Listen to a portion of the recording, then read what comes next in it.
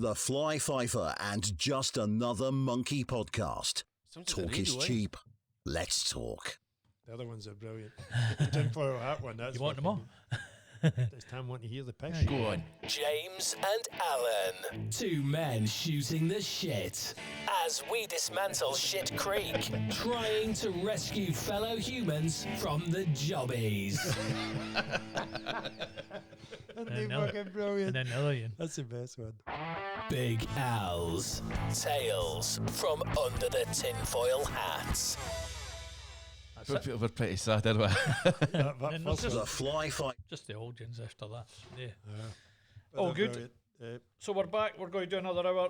We're here with the Angry Plumber, aka Tam, or is it Tam, aka Angry Plumber? Didn't fucking know. There's that many personas on the old TikTok thing. Just Angry Plumber. Just Angry Angry Plumber. Plumber. I don't know. Like I like the Tam guy. You know, he's quite a sweet guy. I've always been in them means I'll know. I didn't like referring to myself in the third person. Like, No. So Angry Plumber it is. Angry Plumber. Angry Plumber it is. Right. Let's go with that. Just that if you start to refer yourself into the third person, you maybe start to lose your wee bit of identity, and you could blame somebody on your actions. You're It not- wasn't me. I don't think what we've seen of you for the last 2 years, maybe. Is it about 2 years now? If That'll be TikTok came about. 2 years in July, yeah. I don't think there's any chance of you losing your identity. No, pal. no, You can no. fucking No, say you get what what I you mean. Like, it's just I've always seen people and they'll speak to to you, and then they'll be like, it's like they're speaking to themselves, and you're like, stop referring to yourself in the third person. Right. If they do something wrong, it's you that's done it. It's no your alter ego or anything. That's where I find it was funny because the fella was with yesterday. I was saying to him, and he's like, a couple of things. I know a couple of regrets in my life that, I'd love to change, but, their minds and I'll carry them like that. But I already had the conversation about It's the the drinking tea. and drugs. Yep. We're having a good cup of The tea. ecstasy, cocaine, whatever it is that you play with. Well, as soon as you, go and get your diagnosis and Yep. they give you some fucking whatever ins, you swallow it, your mind alters. Yep. It's the painkiller. The pain's in my leg, I take that, boom, the pain goes away. It's You're all in the higher. mind. So when you do an act, shall we say, if you do something, out your nut on ecstasy, cocaine or whatever, is it you? No, I know that because they told me that it was a drug-induced psychosis, which Yep. is a psychosis is a split personality, if you like, brought on by the drugs. So if you're taking drugs, then you're not responsible for that person. So the split personality thing, where you're saying, no, I'll own everything that I've done. If you've altered your mind state, then technically you can own Yeah, it 'cause you're because it coming is from you, there, but it's no 100%. I just always like owning what I've done. Fucking right, I Like, never back away from I nothing did bad I've things ever and done. stuff. I've done a load of bad things, but I've never regretted it. Like I was diagnosed as an arsonist at 11. I was probably set a couple of £1 million worth of damage. Like I'm not proud of that, but I would set like a tenement block on fire. I'd sit there and watch the fireys come, and then I'd end up hitching a hike on the back of the fireys. And it wasn't just for the fire. Like my mum Two would, for one. my mum would be like, anytime there was a fire, where the fuck's Thomas? And my auntie would come looking for us. You're stinking. And my, it's fish and chips for the chippy. We're like, oh, what does it smell like fish and chips for? I was like, it doesn't smell like fish and chips, but I just had that in my head that they'll no kind of been setting fires. And then it was Tam's an arsonist, and everybody. What age were you? 11. Probably from about 9 to about 13, 14. And then Fires there were was fascinating. there was one fire in particular. There was a wee guy, and I remember sitting in the big gas cylinders on the fire and putting a kitchen. I put a kitchen worktop on top of it, and I was like to everybody, right, well, jump over that worktop until it explodes. Oh, you And fucking then- evil. And then there was a wee guy at the other side of the fire, and it exploded, and I instantly just ran over and pushed him out the way, and his mum was going, "Mel, you fucking nearly murdered my son, you fucking wee arsehole." And the fireys come, and the fireys held me there till the police come, and then the police took me up to the fire station, went through all these videos, all these pictures, and then the next day I was taken to King's Cross Hospital where there was a psychiatrist, and I was stuck there for about a week, going back every single day, and then after it was, "You're an arsonist," and my mum's like, "I can see it in your eyes. If I get a lighter," you should probably still see it now, if I get a lighter and I look at it, it's like a sparkle in my eye. I like fire. But now I can play with a blowtorch and I'm fine. But back then, like, I was a evil wee fucker setting factories on fires and everything. And then it was Tam's an arsonist. I was like, no, I'm just Tam. It's just like fires. But like I'm an fires. arsonist on the side. Aye, and man's. It's a label. You're an arse. They give you the label. You just like fires. They give you a word. But they were quick to do that. Like my mum's house went on fire, and it was the only one day that was actually at wasn't school. you. It wasn't me. And my mum, like up until she died, was telling the kids, "Hey, your dad set our house on fire and everything, and God, he set." And that was a separate fire to that time because my big brother used to bunk school, so him and his mates or my mum must have been smoking in the house. Went out and left the fag up, and then the bedroom went up. So I was at school. The police come and got us at school, took us home. Like, right, were you at school all day? I was like, check the fucking register, right? Mum's like, hey, you must have come home at dinner time, you little bastard. That's everything in that room fucking gone. I'm like, fucking wasn't me, and to this day, I'm like, I fucking wasn't me. One thing it wasn't me. I hate getting accused of something that I've not done. No, and I'm like, that doesn't work. I'm like to my wife, stop telling the fucking parents that. Oh, but you took your mum's car and you crashed it. I was like, hey, I'll admit that. I should have put never that. burnt the fucking house down. Never burnt it. I was like, I've fucking done that. I was like, I didn't mind them caring that, but did I tell them I set a fucking fire when I've no? I hate getting accused of stuff that you know, right? Fire. I had my first motorbike, and we had a coal fire. So, your task, one of your jobs was, also light the fire. And they bother, I can make this really quick rather than all the fire lighters and fucking curling up paper and blah, blah, blah. I'll just pour some of this liquid gold on and whoosh. God, there you go. I'm away. The shop's fucked off. No thinking that the petrol would go through, run through the wee crack of the grate of the fireplace under the chair. Yep. Oh, who's up? Oh, I was bad for that. Like, my mum, when we were growing up, my mum's had got the same illness as I've got. So we were shipped off to different parts of the family. So if it wasn't for my auntie and my two aunties, we would have been put in a care because they were like, oh, you can't look after your kids, so we'll put you in a care. So my two aunties were like, we're going to look after the boys. So we're only split up.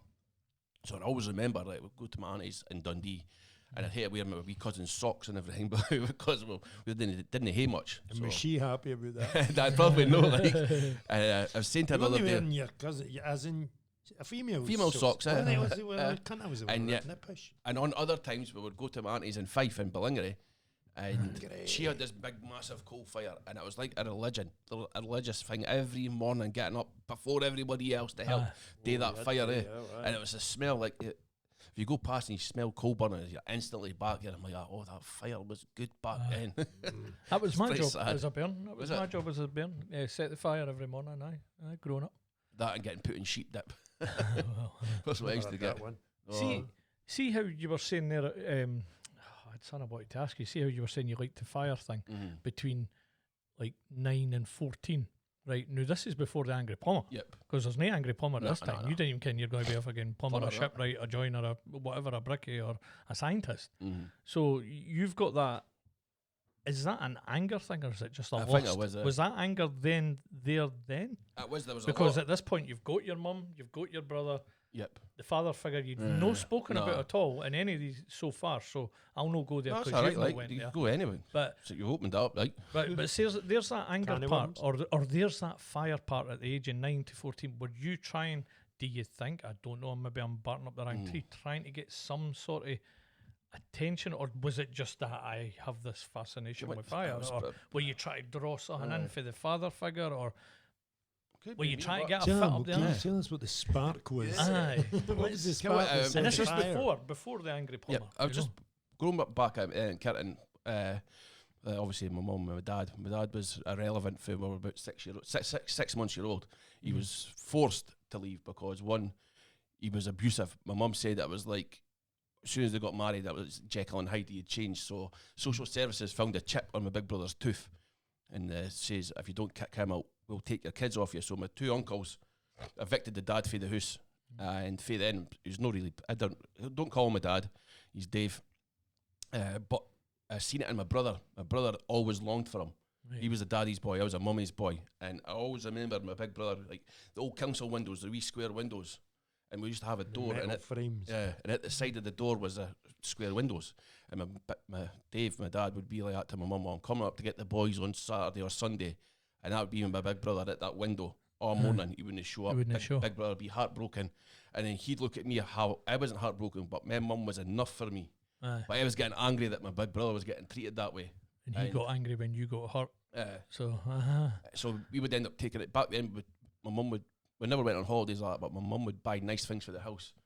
And the anger first came out on the house. Like the windows got smashed, the doors got kicked in, and it got to a point where there was a hole in the door, and my mum was like, if you want to live like animals, I'll fucking feed you like it, and throw the tea through the door.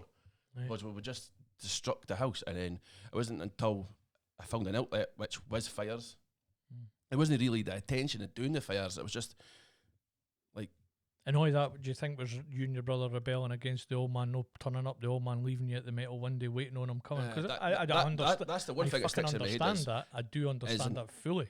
Until the day that standing waiting as a wee laddie, waiting on the one person you can't wait to see, and they fucking don't come. Because I have lived that. Yep. It was just my big brother. Like everybody who met my big brother said there was a sadness in his eyes, right. And all he wanted until the day he died was to be a part of that boy's family.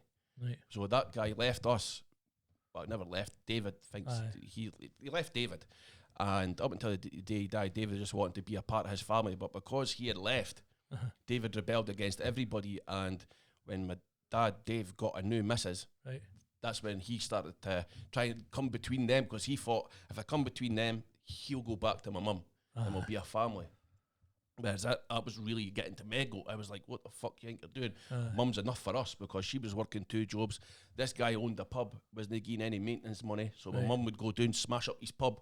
If you're not giving me money, I'm going to cost you money. Right. And then David would fight with my mum. What the fuck you doing that? You're stopping him seeing us. But my mum, all the years we were here, 37 years, and him 37, she'd never, I would be 38 now, but all the years she never once said anything bad about him. She would always big him up. Like if he didn't have money, she'd give him money. Right. If he needed food, she'd give him food again for when he had us. No. And my big brother never seen that. He just seen like, oh, like you're not doing anything to get the dad back. And that's what gave me anger, because I was like, mum should be enough for you. Whereas he started to rebel against my mum, he would break into her house, he'd steal her money and play up. But then my mum obviously seen what was happening. She just was a mum, kind of accepted and helped him, but you had to go his own path, and then that's what made me really angry. And that does the fires would come for anger, because I got a sense of relief for the fires, right? Because I set that and I was in control of that fire. So it wasn't just the wee boy. Oh, look at that! I fucking created this big thing. No, you actually were. But see, the one thing that you're glossing over, you're going straight to the fire. See all the holes in the doors and the smashing the house up. And that, is that? Can you say 100% that was because you never had that authority figure and a father figure, a guide? Nah, because my mum was strict enough for. That's like, what I mean. If you're saying mum's enough for us, mum was always. What put the foot through the door then? That was my brother. He would be the one that would rebel. So you went straight for Thomas to fire starter. Yep. He would like knives. He would like screwdrivers. He would take door handles off. He would take glass panels out. And then when I got frustrated, that's when I would smash a window. And then my mum would send me off to her pals to stay, or my aunties. But that's what I mean. The frustration was frustration was seeing him getting away with it. The fire. Frustration was just seeing him getting away with it, because I was like, he's destructing our house. He's acting like that, and he's getting away with it. And then the social workers would be, oh, let's go for a McDonald's, let's go for a Wimpy, let's go for a Burger King. We might take you to Paris, David. And I'm like, he's acting like that and getting offered this. I'm going to fucking start doing this and get offered stuff. I got offered. But we never got anything. But it grew out of it. Like, but it's just back then in that scheme, my mum had an illness.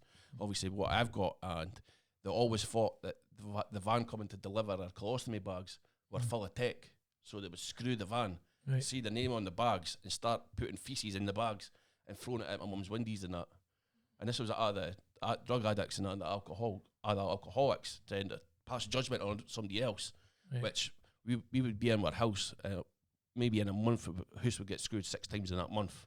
So out of the time of staying in Kirton, our house got screwed about 40, 50 times. So we moved out of Kirton, and then the guy person fake Kirton found us on the Clippy Road, and he tried to screw the house again. And I'm a bit fucking older. I was about 15 then. Right.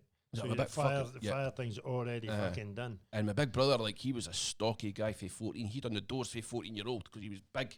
And as soon as the guy tried to get in the door, my brother just opened the door, fucking leathered him. You don't remember me? He's like, no, I was just at the time. But it was that fucking rattling on me. Well, this is for that one, this is for that. That's what it was. Because we had lived in fear in that house. And it wasn't until actually my mum got really no well. She was with a long-term partner. And the long-term partner was part of a gang. And he was well known where we stayed. But little unknown to us or my mum, he had HIV. Oh, fuck. But because he was very healthy and he worked offshore and stuff, and back then they didn't do blood tests or anything like that for working offshore, it wasn't until he got pneumonia that my mum contracted HIV. And then that's when the stigma and the abuse around it got really bad. So the gangs, Mid-80s then, eh? yeah. So the gangs and the drug addicts and the alcoholics who stayed on our street, Even fucking mayor. got even harder. But it wasn't until they realised who my mum was going out with, because he was well known. He was quite hard. The family's quite hard, and it wasn't until they figured out who my mum was seeing that that's when it all changed. The drug addicts, the alcoholics started giving my mum respect, and when she seen them up at the clinic, it was, hiya Alison, how you doing? Mum's like, what the fuck you doing talking to me? You try to screw my house, you be stealing my bags and everything. And then my mum's boyfriend, who sadly passed away shortly after, like, contracting pneumonia, it was he went around sorting them out, kind of batting them out, fucking marking them out, say sorry to my mum and apologising, and then I kind of got a wee bit better, but then when she was going to the clinics, you were seeing them, and they were like, hi Alison. And then my mum got put into hospital once, and one of the prolific drug addicts in Kirton screwed her house, stole her boiler, stole her copper, ripped out the copper wires, and then phoned up the social and told them in the council that it was my mum had done it while she was in hospital. And I was like, mum was going mental because they stole. Back then, she couldn't work because her other illnesses, but they gave you a gyro book. Remember the books you used to get? They stole their books, and then they tried to make it out as a mum that stole. And mum's like, I was in hospital, how could they steal? And specifically take a boiler off the wall. It's just, you can see it now, it's just completely different. The picture that you get painted here is, there's an angry plumber. Aye. Plumbing was nothing to do with you, but it was instilled. It was fucking nurtured by fucking rats. It's just back then, like, you see people now. That's what triggers me so much is people going about stigma, but it's they people who are clogging up the system. Like, I always think my mum went 25 years we have an HIV undetectable, and amazingly proud of her. Like, I've went to all the social workers at the start trying to take us off her because the stigma around the illness. You must have been a drug user, you must have shared the bad needle. And back then people were getting it because of infected blood through transfusions, but she got it from a long-term partner. Just straightforward heterosexual. That's one of my pals. One of the main symptoms is denial. So your mind tricks your body into thinking, your body or your mind tricks each other into thinking you don't have it. And as long as you're healthy and you're undetectable, you can't transmit it. But it wasn't until my mum's partner got pneumonia when his immune system was compromised that he got it. But all these drug addicts who were sharing needles, who had it, were passing judgment, and that's what got me. I was going in the same boat. And it wasn't until I started fighting that I started going after them. I was like, well, you went for my mum, I'm coming for you.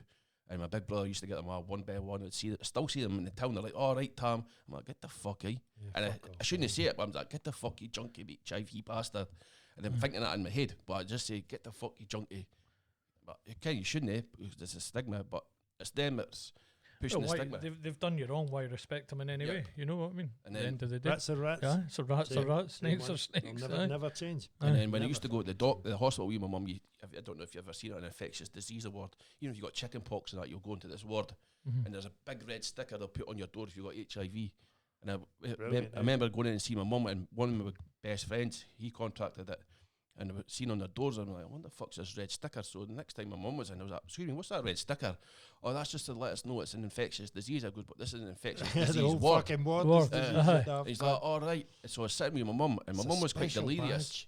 She was quite delirious because of the meds she was on. And the doctor's like, so how many times have you actually shared needles? And I was like, excuse me, you repeat that? He's like, I was speaking to Mrs. Hay. I was like, yeah, but what did you say there? I was just asking how many times she's shared needles. I go, Mum was no fucking drug addict. She's never shared any needle in her life. She only took as much as an ecstasy tablet.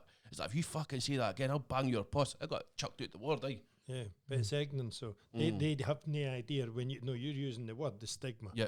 The stigma is the red fucking badge. It's the doctors. It's a big arrow saying, look. It's the doctors and the specialists that are driving it because it's ignorance. They'll say, are you a drug user?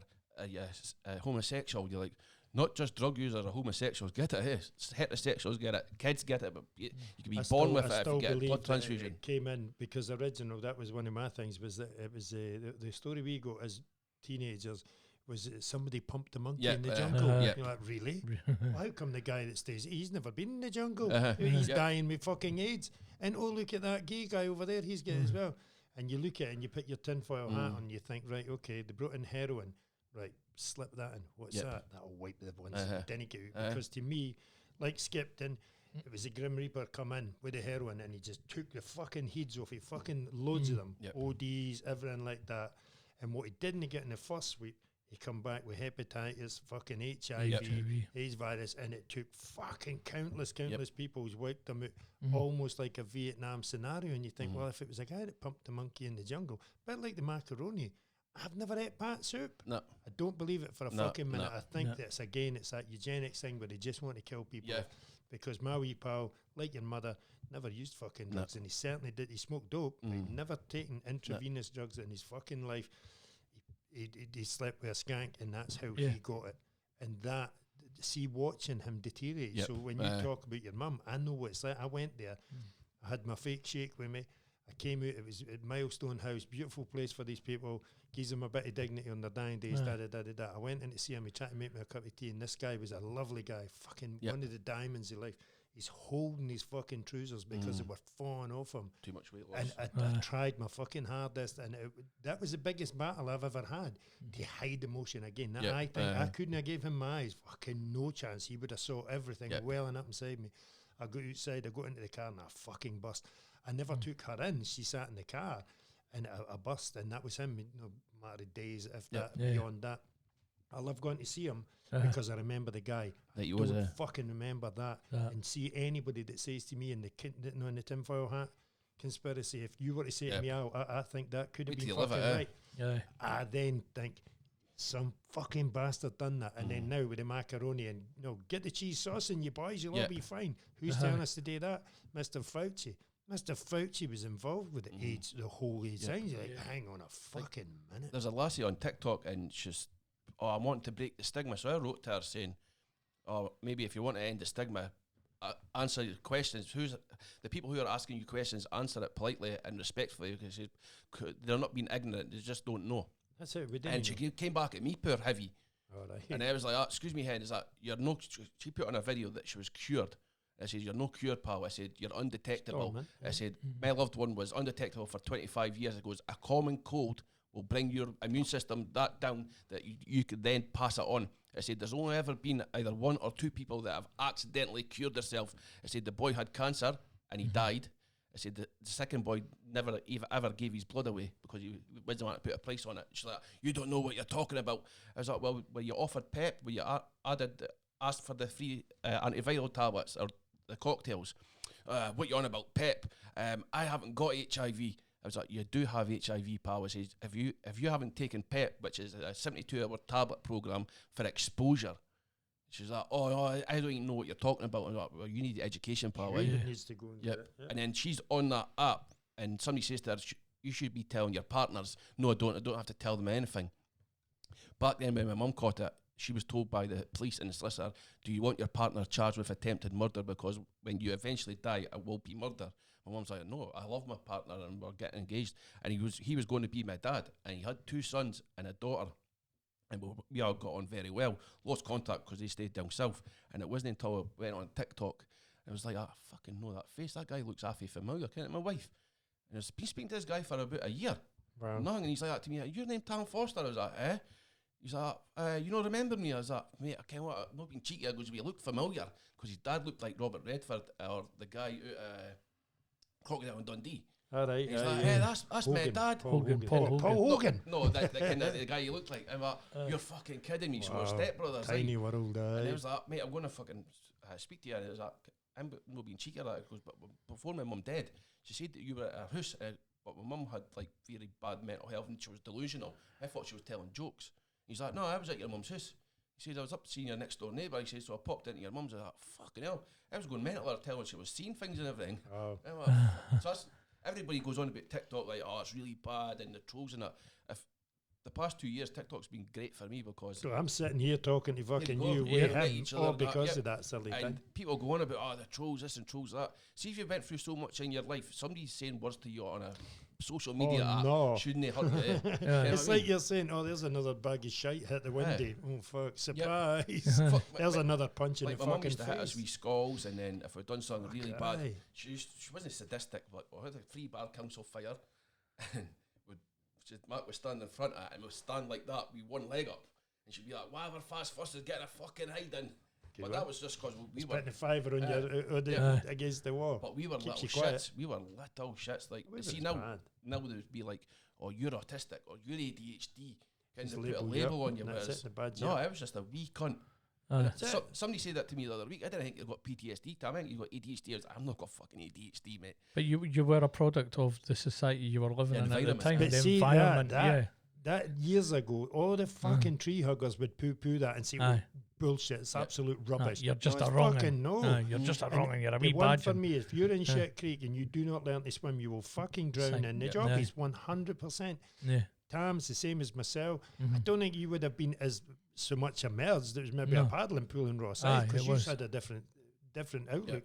But when I go climbed outside Goldfish Bowl, I put my hand back in. No, so I keep the warmth of the job is to pull the cunt that's drowning, pull them up. Pull him and out. that's all I've ever been doing. Guys that are in the darkness of their mind, that is shit creek. And when they say, oh, well, you're up shit creek without a paddle, get your hands in the jobbies. What? I'm not putting my hand in there. Well, you're going to fucking drown or wander off down a path that you didn't want to go down. That could be heroin, that could be alcohol, that could be whatever you want. If you didn't go in and face the darkness, then you're going to stop a boot. Eventually, you're going to sink into it, and then you just drown. Scheme people are the best people, I think. Of course they are. They're the most fucking genuine. Yep. Unfortunately, it is the concrete jungle. It's the Bob Marley's concrete jungle. You've got snakes, rats, you've got paedophiles, you've got fucking rapists, you've got all of them. You've got to navigate them like the crystal fucking maze. When you get out the other side, you look in the utility belt and you say, well, I'm Tam. I know what it feels like to be stigmatized. I fucking watched my mum being stigmatized. I watched the fucking medical profession doing their thing. I saw the social work system threatening this, that, and the other. We didn't need taking off my fucking mother. She didn't need this. That's a gem. It's a fucking gem. That let me tell you, the SNP, the Labour Party, any one of the politicians will never go into a utility bill because they don't fucking own one. No. You have no idea. They're so far removed from a real reality. Unfortunately, that's what I'm saying. The tinfoil hat. There's no point in wearing them anymore. No. Because our reality is greater than the one that's outside that window. That one out there is bullshit. This fake fucking nonsense. The macaroni being the best one. Right, okay, we're the science, and we discovered this thing. It come from bat soup. It come from China. It flew over. How did you get it? Don't know. It was in a bag. Fucking shut up and just put a mask on. Right, I've got to put a mask on. Okay, right, everything's fine now. We've controlled it. We've given you cheese sauce. Now take the mask off. I'm not taking my mask off. Why? No. Because I'm no. Cunts So are now still you're fucking wearing them. smarter than the fucker Why? that told you to put it in the first place. Yeah. That you've just caused a massive distraction. And what has it done? It's just divided people. I said it for the beginning. Conquer It's and fucking divide, Moses. Well, that's what Divide the and Romans conquer. done. and Sorry, we've divide been and there. conquer. The macaroni virus and the stigma that was attached to it with the mask and, oh, don't touch that, don't do put some hand sanitizer on, clean your trolley, wipe your feet, wipe your ass, make sure you didn't look at that, talk to me through a window, all that stuff. Now go back to your red badge. The red badge is the one that shows you, the mask is the one that shows you. You're like, do you know what, we've That's been just here, we've like seen go it. back to that red badge. There was a guy that used to really, he was a nice guy, and he used to really stigmatise my mum. And it wasn't until maybe a year, 2 years before mum passed, she was at the hospital, and the guy who was in a loving relationship with his family and everything was sat behind her. And my mum was like, oh, what are you doing Hello, here? sailor. He's like, oh, hi Alison, I'm just here, just getting a wee check-up and that. Mum's like, all right, you got the virus too, pal? Have you got a red badge, pal? Yeah. I was like to my mum, I was like, what you should have done this? You should have pulled down his pants and fucking spanked him. Smacked his ass. How it goes, because he stigmatised you for years. Mum's like, nah, I'm the bigger person, am I? That's I was it. like, That's all it. right. But that's what I'm saying. That's where your empathy shows. Yep. You're empathetic towards these people. The narcissists, you don't fucking like them. These horrible bully people, you don't like them. Your frustration comes out as an angry man. But you know you're frustrated at the fucking stigma that assholes will put onto it. And it's just through absolute ignorance. It's just time Fucking wasters, like, ignorance. because when my mum got diagnosed with that, we went to all these groups, Barnados and stuff, and the social workers were amazing. Their own social workers were better than the council social workers, because I personally think council social workers, I'll sit at home at night, drink 3 bottles of wine. Ticking a box. Sit and take 3 bottles of wine at night, copious amounts of coke and other stuff, and then they'll go and take somebody's kid off them the next day for doing the Don't exact give a same fuck. thing. No empathy, don't care. Where the social workers we Bernardo, they were like to me and my brother, we want used to be like teen ambassadors. So we were going about helping other families, going to these groups, and then helping other social workers come figure out how to deal with HIV, and then working with World AIDS Days charities and stuff. And I was just, everybody you've seen, it was all professionals who were stigmatising it, and politicians. Like, politicians create the problem, they create viruses and stuff, and they give people the tablets which are going to cost them money.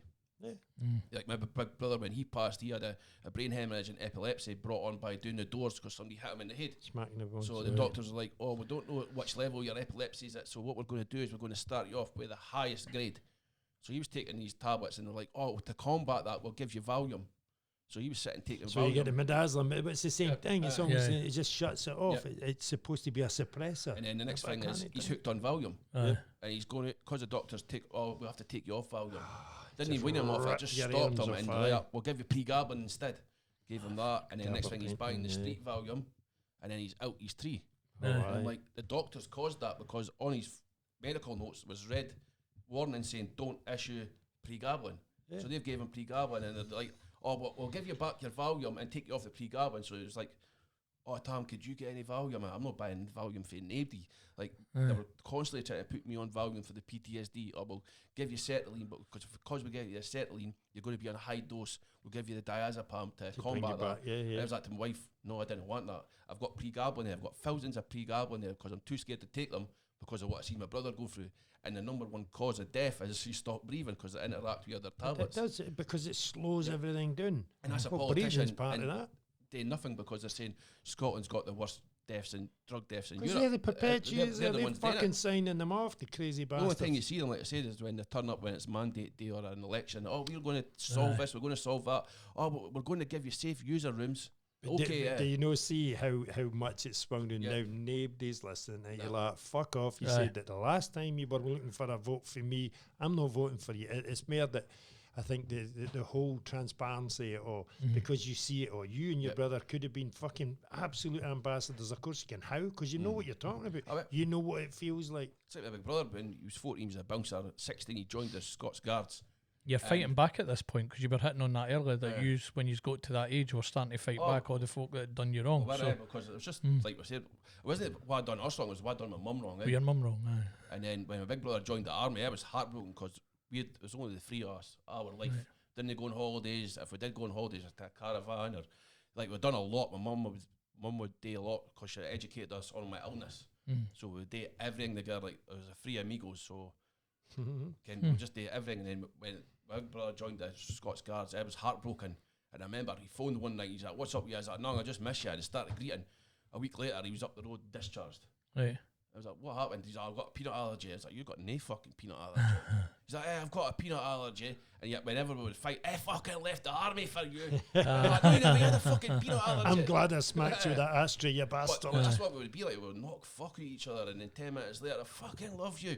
I didn't care what we're fighting for because you're a fucking dick. Just that, and then that was you cuddly-headed fuck. After he did, I had a load of guilt because of the doctors. Then I'm hooked on the Valium. My mum sent me a video, and I text him saying, "Come up, mate, the best thing you could do with a short-term heartache is probably just die." And then 8 hours later, that was him gone. So that's the only thing I ever regret and be guilty about. Was that? It's not your guilt. You've just listed every cunt. Made of a release. Look at the wallpaper. They're all here. It's just boxes. Each one of them. Guilt that doctor. I went down a really dark road. I was on the coke, drinking, go out. Think I never thought I was single or that, but just go out, kind of obviously drinking Friday, Saturday. And it wasn't until my wife's like, she goes, "You're going to need to stop this," because I was grieving for him. But when I tried to get help, that fucking, what's it called? Cruise. Oh, you need to wait 6 months. And then when you phone them up in 6 months, it's, "Oh, we're waiting list because of COVID." I'm like, "All right, how long's that?" "Oh, we don't really know." And I got one meeting. And then it was, "Oh, have you got a donation?" I'm like, "All right, I thought this was free." Like, it's a donation. I was like, "Well, if you're asking me, you're kind of asking for payment, are you?" I was like, "I could have went and got my own social worker or council worker Ben out for free." And then I found TikTok, and I was like, a release of anger.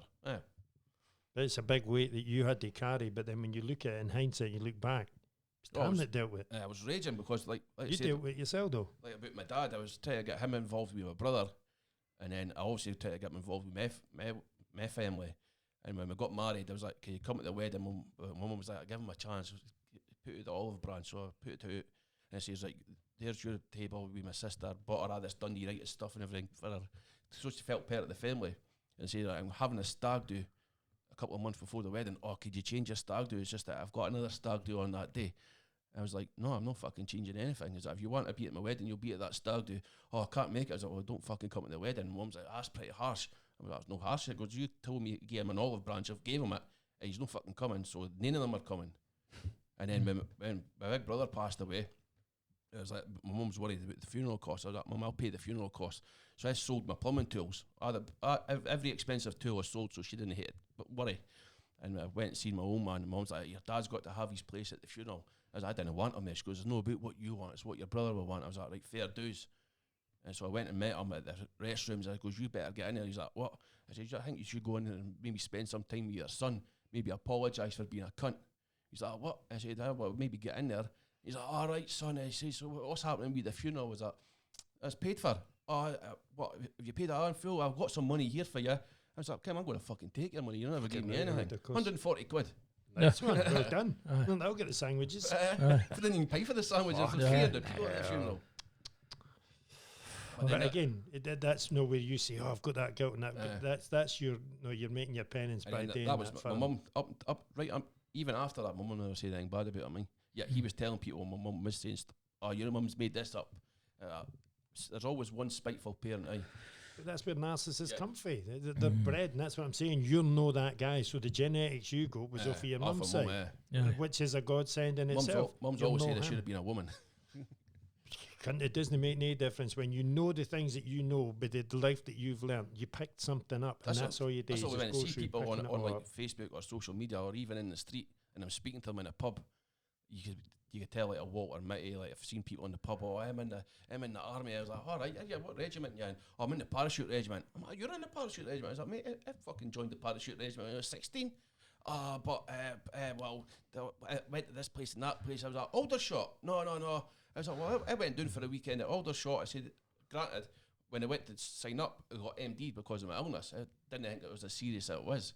So when I went down past the weekend selection thing, I went back, and then after that, I got thinking. So this boy was telling me he was in the same bit, and I'm like, what are you, fuck me, aye? Brilliant. Yeah. If you see him in the tune, he's got his army gear on. I'm like, fuck. I just watched a TikTok the other day, and the guy's like, oh, your medals in that, pal, blah, blah, blah. He had one that said that he had PTSD. Did you see it? And he had PTSD. Yeah, he had a badge, a medal that saying he had that. And the guy, because obviously the guys that are questioning that, so what's the name on the side of it? Because obviously it's all their own names, and they were fucking going to drill this guy. But it's that same thing. We used to see them in Princes Street.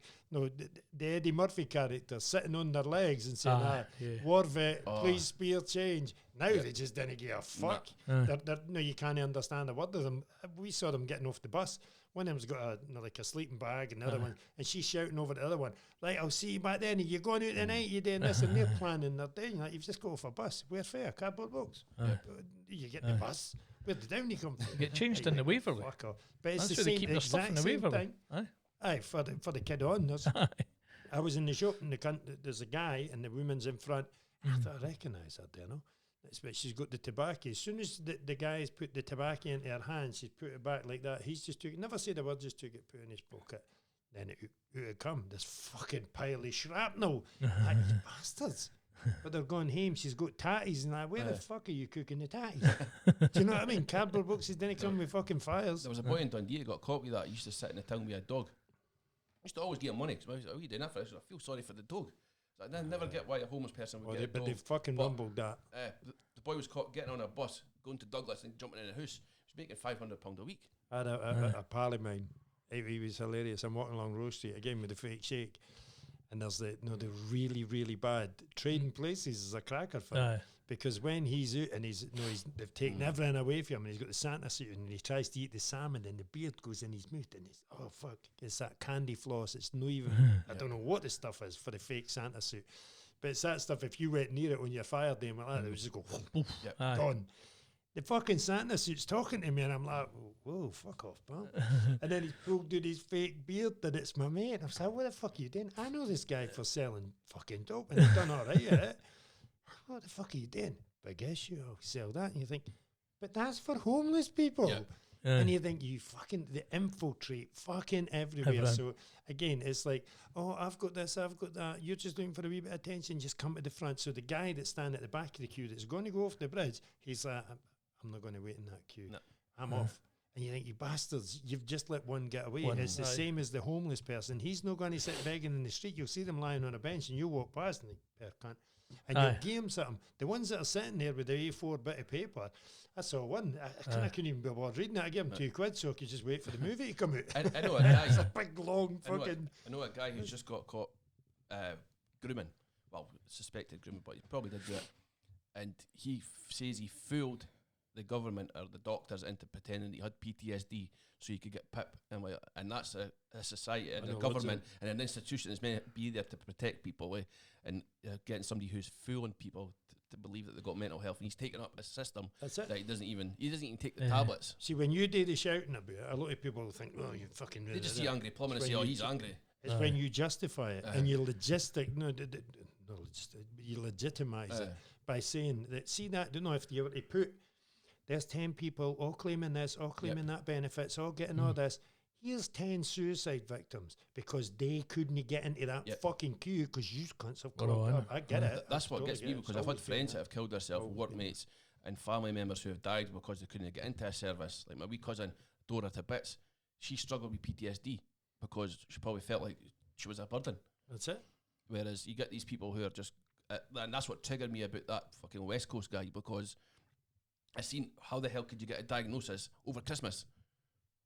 You can't get into the service. No, I'm not getting into it. As soon as I seen that, I'm like, fucking bullshit. And then also, if you've, I don't know yourself, like, but I was addicted to codeine.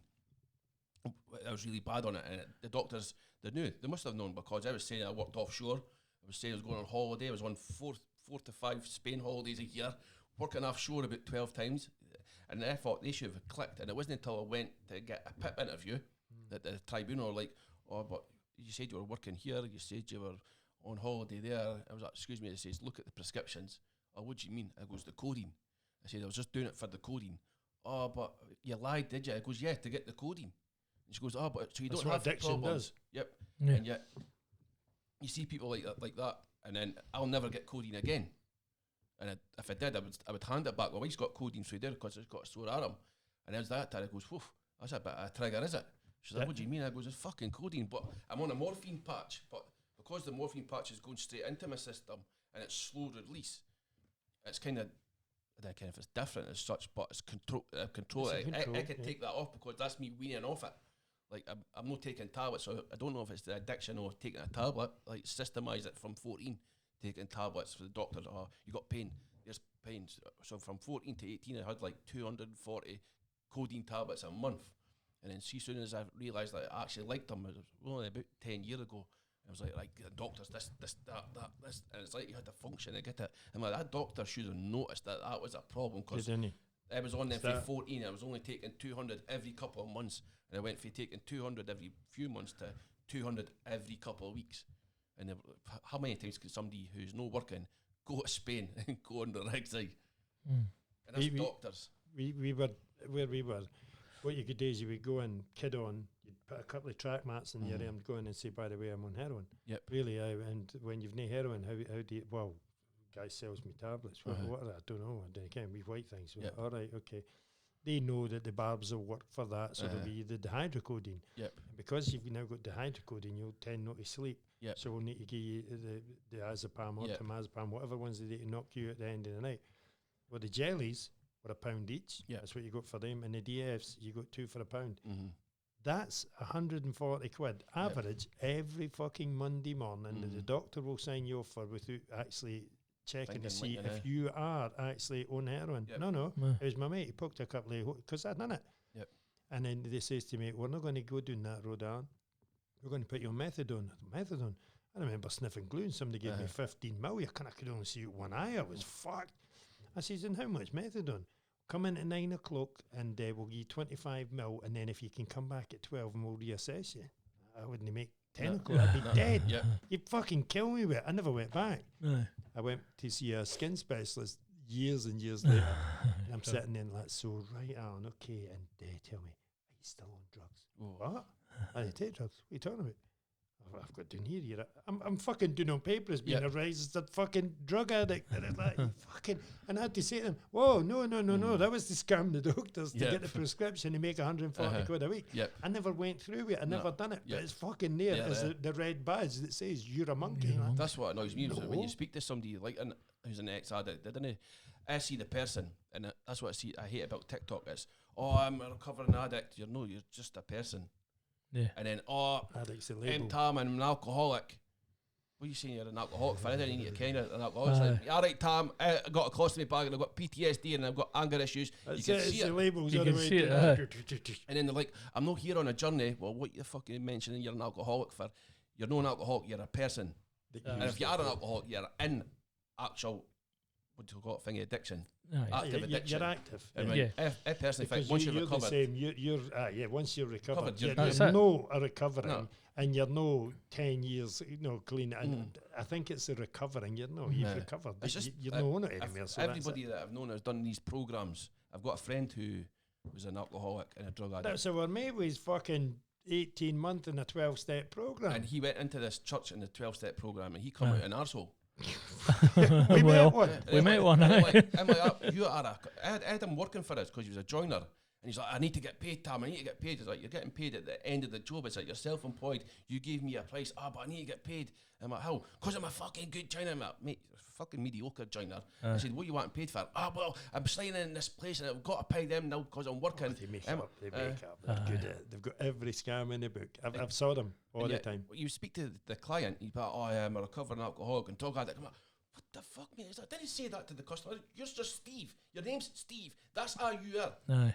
He's like, Steve, I've just got to let people ken. I'm like, all right, that's like a rapist saying, all right, I'm a rapist. Hello. Keep your kids away. Stick it right.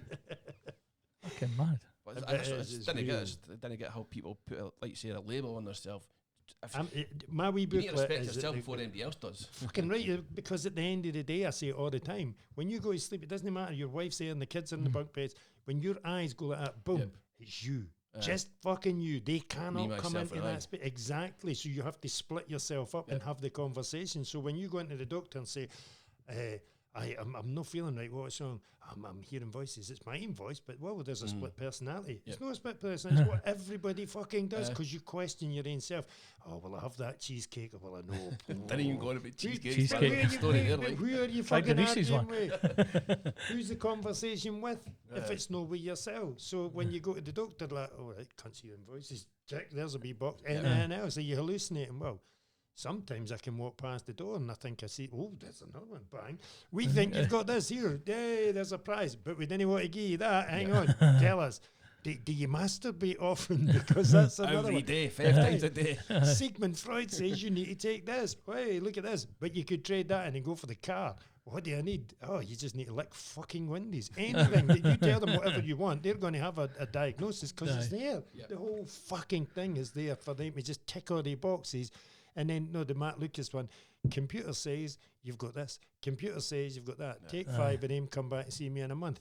Right, next. There isn't any what we're doing now, talking about it, airing it, exercising. When you go into the doctors or that and they say to you, so what do you want out of this?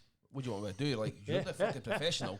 What was all that time spent at university for you thick bastard? And then you look to the right and they're on fucking Google. Like, Google, yeah, definitely, 100%. I went to the doctors once and you might have that. And they figured out I had low testosterone and I was getting really bad pains down there. I was like, fuck. My missus like, go to the doctor. Like, nah, I'll be fine. Probably just a hernia or something. She got obviously peristomal hernia. So I went to the doctors. The boy's like, all right, cough and do this. The endocrinologist boy's like, right, could you go and sit in the waiting room? I'm like, what? You go sit in the waiting room. So I was sitting there for an hour. I'm like, what the fuck is this doctor? All right, Davey, I've got this guy with itchy balls. Went to the receptionist. I was like, excuse me, I've been told to wait for this doctor. I said, I've been sat there for an hour. Oh, okay, I'll phone through and see what he's hanging. She was like, oh, Mr. Foster, could you go back down to room 2, please? I'm like, okay, wait. And he's like, I don't know what to say, Mr. Foster. Well, what we're going to do is, are you able to drive or do you need an ambulance? I'm like, what the fuck's going on? He's like, I'm really thinking that you've got testicular cancer. I'm like, what is it? You've had me sat in that fucking waiting room for an hour. We are these smelly bastards. I could have been fucking up at the hospital already. I'm like, fucking hell, mate. It's like, I've not got insurance. I've not got this. I've not got that. Go up to the hospital and the woman's like, so have you got your letter there? I gave her the letter. She goes, right, this is during COVID, so I have to go into another room. Didn't wash my hands. Went into another room. Didn't wash my hands. But finally got onto the bay, and the woman was like, "You had any COVID tests or swabs?" I was like, "Nope." "You wash your hands?" I was like, "Nope." "How many rooms you been in?" I was like, "About 6. "All right, okay, so you're up here. The oncologist will be around." I was like, "Fucking oncologist?" "Yeah, and urologist and your endocrinologist." I'm like, "Fuck, 12 o'clock at night. I don't come in like the fucking 3 wise men, eh?" You get the gist of Saying, it. "Hi, Mr. Foster, you're going to be down for a scan. We'll get you a CT scan, an X-ray, and an MRI scan, and we'll just see what's happening. Are you in pain?" I was like, "Yeah." "Would you like anything for a Here's pain my relief?" box of frankincense. And the first thing they offered was pain relief. He was like, "No, mate, I've already had 4 Cefridol when I was in the waiting room." "Oh, okay, right, we can't give you anything else." "So has anyone said anything to you about if you think it could be cancer or testicular cancer?" I was like, "I don't know." He's like, "Well, when we dipped your urine," he said, "it was practically black." He said, "I've never seen it that black before." I was like, "All right, do you know what it could be?" I'm like, "That's why I'm here." Okay, went down for other scans, got up 4 hours later at 5 in the morning, got out. They were like, "All right, so Mr. Foster, what it is, I think you actually got kidney stones." You fucking nearly got the prize there. I nearly got the I was like, car. surely that should be the first thing you fucking rule off. Not to say, go in the waiting room and you've got cancer, right? I was like, "I've already got bowel and colon cancer. Now you're telling us it's in my fucking testicles." See, the big one for me is the whole Russian thing. He's on the button, he's going to blow you up. You go in, "I've got pain in the bollocks." "Oh, could have cancer, he could have cancer." "Have you done a COVID test?" It's the last thing on my fucking mind is time when the call gets the nuts falling off that's getting to me, darling. I just, honestly, the amount of fucking... And God knows what they gave us, like, well, they put us on the bay. I love going into hospital, like, speaking to people and helping other old people and that. So these 3 women at the other side of us, and they gave me tablets next time, I'm like, "What is that?" She's like, "It's just your Cefridol and your paracetamol." I'm like, "I fucking didn't feel good." Like, next time for the next Get the music up. Woman's chatting, she goes, "You're half a chat." I was like, "I can't, you want anything for the shop or that?" The doctor's like, Up your munching out my nut. Doctor's like, "Right, Mr. Foster, you can either stay in the hospital till your kidney stones pass, or you could just go home." He's like, "Oh, I'll go home." Fucking ran home. Ran, yeah. I was like, "What the fuck you doing here?" Fucking Christy. "I got put out." She's like, "You got fucking put in the thing, you got testicular cancer." I was like, "No, it's a kidney stone." She was like, "What was that?" "It's a kidney stone." Kidney stone, man. Watch me doing star jumps. Well, she's seen her age, she's like, "You've been on something, you've been on that What did they fucking give you? coke again." What did they knows? give you? See, Oh, you don't know? They must have give you something for the old 3 lines in an ecky. They normally see when they give you morphine or that in the hospital, there has to be 2 of them. Right. So 2 of them will come up and do a check. One will check the measurement, one will check them One gain it to you. Gain it to And there was you, only one of them, I'm like, if they gave me the right fucking tablets, but I came home, man, I was the dishes and So everything. you'll be all right with that, Gene. Fuck, Gene. Your Gene. Oh, your time. Oh, enjoy. The woman's Catch like, you later. you know what I leave, son, are you? Yeah, he's a miles You're bar. chatting to me more than my family do. I'm like, "Nah, I'm going, pal, fucking running." That's what I like. I love that. Again, it's chatting with guys because we could shoot shit all day long. It's when you go and you meet somebody and they're maybe doing and you lift them up. You feel that much fucking better just chatting shit with them. And I think that's the easiest way. And to me, it's the relate. So you know when you do the box ticking. And for the adverse childhood experience, you tick that many boxes. You can relate to almost 90% of the scheme people, the real people, not the bandpots and trumpets and educated fucking fools. That's what I was going to do. I'm still Should thinking see when you're about saying nursing. what I'm doing just now, honestly, is the best thing that I've found.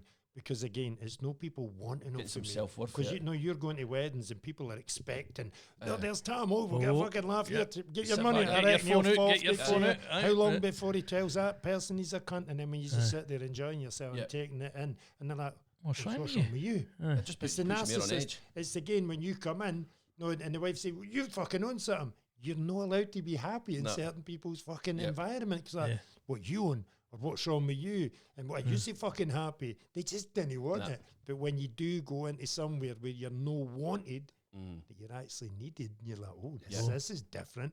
And then you come home at the end of the night knowing that person's life has just not been made better. A wee tiny bit, but they've allowed their day to be happy. They're not angry. They're not going off their fucking content. dinger. They're happy to go to their bed at night, maybe wave to you, "Good night, I'll see you in the morning, Tam," and you're like, "And I'm getting paid for this." Can't be it. It gives you some for me self-worth personally. and gratification. 100%. Again, it's a booklet. There's nothing in it for us. We didn't get nothing out of it whatsoever. But the price has already been paid. You've paid a high fucking price to be sat there talking to 2 fucking monkeys. Why not get you some kind of I went for other people a need job to- interview the other week, and the boy was like, "Oh, you're a plumber. You're here for a maintenance technician job." I was like, "Yeah." He said, "Oh, what's your going rate. I was like, well, I'm used to just now. If I was working part time, I'd probably get about 25 to 26 grand. If I was self-employed, kind of the thing you average it. And he's like, oh, we'll be hitting about £9 an hour. I said, that's about 17 grand a year, mate. I said, he's like, oh, so are we happy with that? And I says to him, I was like, come on, mate, it's no about money with me. I said, I just need out the house. I goes, but that wage there, I said, for even to somebody doing a handyman job or maintenance in a high-end golf course, I'm like, nah, you're taking the piss. What you want to do is you want to say to them, listen, yeah, that's a no bad starter, but is there room to climb there? Because I'm going to come in. Aye. If it gets you in the door whilst you're looking elsewhere, that's what fine. That's what I said. I've always said it to my wife. It's easier to get a job when you're in a job. That's it, 100%. Aye. And you can spot all the failings that you take to the next interview and say, well, listen, this is what I'm not willing to tolerate. I do it all the time when I go in, because I've met that many different, all the characters that are there, I'm not up for that. I call them the vegetables, and it's not because they're handicapped, it's because they're turnips. Yep. They turn up and we expect to get paid. So I'll do 100 mile while you're doing 60 mile an hour. I don't fucking think so. I'm not here to pull you along. I've had quantity surveyors, which you'll have experienced. They'll come on, Tam, tell us what you've done today. No, pal, your job is to measure what I've done. Go and fucking measure it. If you want me to do it for you, hand me half of your dough, and I'll quite happily tell you exactly what I've done. But right now, you're not going to lay the fucking curbs for me, and you're not going to tell the guys to do it, so fuck off. Yep. Do you know what I mean? I've been like that a few times. Exactly, but these people have infiltrated it, and again, it's a manipulator and the narcissist.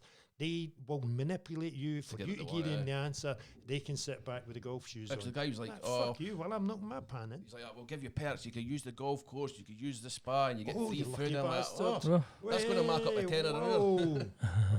How much food can I take it home for the wife and fucking kids? Can I bring them in? It's the only time it's going to pay dividends for me. So most people just want it for what they want, are they? That's it. That the one for us, and you're the exact same. You're in the same boat. You're not doing this for them. You're doing it for you to help other people, and it doesn't cost anything because you've already paid a fucking high price. I went for another end. Got the terms and conditions. Must be COVID vaccinated. So I was a high paying job. I just said, "I'll see you later, mate." Yeah, you must be wanting to take it up the ringer. Well, what does that mean? Well, that's what we're going to ask you one day. Why? Because you obviously have no free will, because you've no got the clever mind to think for yourself. I said to the boys, what about your customers? If they're not vaccinated, they can affect me then. But it's company policy. I goes, you're just worried about your customers. Yeah. It's the one thing is, if the person's happy, they've got to be happy. Yeah. So if they want you to be vaccinated, listen, what I'll do is I'll hand you over to Charlie. Charlie, you need to go and do that one. What the fucking difference is whether you're vaccinated? Because I could say, well, what I didn't want is I didn't want paedophiles, I didn't want rapists, I didn't want these people. How many of them are going to come in and show them their CV that says, I like to rape kids? You're not going to fucking show me it, so don't worry. If I come in and say, oh, you must be, I'm vaccinated, have you got a certificate? I can go and print you one off if you want. You're all right, don't worry about it. I've just lied to you, pal. Is that what you want? Do you want a fucking liar? Because I didn't want to work with people that will accept that I'm a fucking liar. So, ta-da, you're no for me. I like that. I love that whole thing. When I done the research for that one, I done it. I thought, right, I like the boxes you're ticking here. I've heard the people that tell me what I want to hear. So let's go to the live interview. I tell them as much of the shite in my backstory as I feel, because there's the fire stick event. You get that, or you can get the long fucking you can get the wee booklet, or you can get the long fucking novel. So I go in, I give them enough, and then they'll say to me, Daddy, and you say, look, I need to know that you are going to tick the boxes that you're advertising. So do you put the person first? So when I'm sitting there, I know that management are the middleman for handing me the wages. If I come in to look after him, and you're my boss, you're going to tell me I'll go look after him. I'll look after him. What do you do with your money? Do you get to me? No, you get to them. They take a handling fee and give me it back. Are you really bothered about him? Do you really know that I'm the guy that's looking after him? And I'm going to sit him in the corner and say, here, there's a fucking magazine. I'm watching this. Shut the fuck up. You didn't know because you didn't take, because you're getting paid just to handle his money. Just to handle over. Wrong way for me.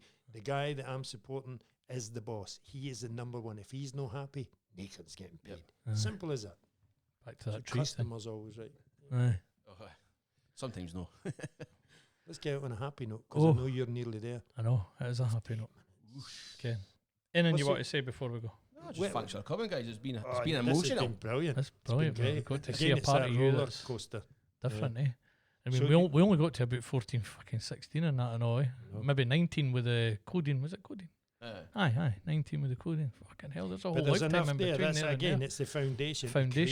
the angry plumber. The angry But plumber. now the guy that has the answers, he can move on now. So the job interviews, I think you're going to find what you're looking for.